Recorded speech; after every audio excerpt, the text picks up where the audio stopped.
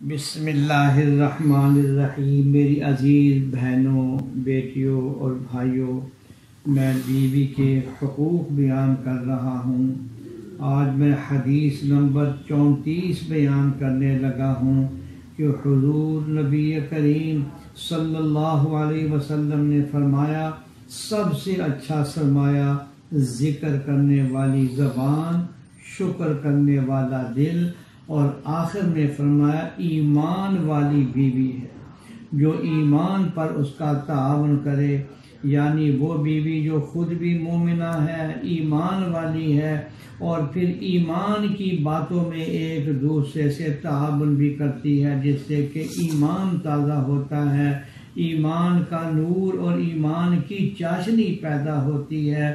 تو میاں اور بیوی اگر ایمان کے بارے میں باتیں کریں گے تو ایمان میں ترقی بھی ہوگی۔ اور حدیث نمبر 35 سنیے کہ جس میں سیدہ عائشہ رضی اللہ تعالی عنہا فرماتی ہیں کہ میں جب سوئی ہوتی تھی تو رسول اکرم صلی اللہ علیہ وسلم بہت آہستہ سے نیچے اترتے اور جوتا پہنے بغیر ننگے پاؤں چلتے تاکہ آواز نہ ہو۔ میں نے پوچھا، اے اللہ کے رسول، آپ نے ایسا کیوں کیا؟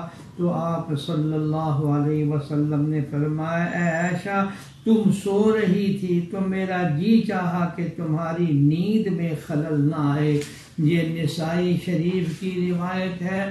اور پھر احادیث میں یہ بھی آتا ہے کہ حضرت صلی اللہ علیہ وسلم جب تہجد کے وقت اٹھتے تو انتہائی آہستہ سے دروازہ کھولتے، انتہائی آہستہ سے دروازہ بند کرتے تاکہ نیند میں خلل نہ آئے۔ میرے دوستوں اور بزرگوں، اللہ جل شانہ ہمیں اپنی رفیقہ حیات اور اپنی بیگم کے ساتھ بھی اسی طرح حسن سلوک سنت سمجھ کر ادا کرنے کی توفیق عطا فرمائے، آمین یا رب العالمین۔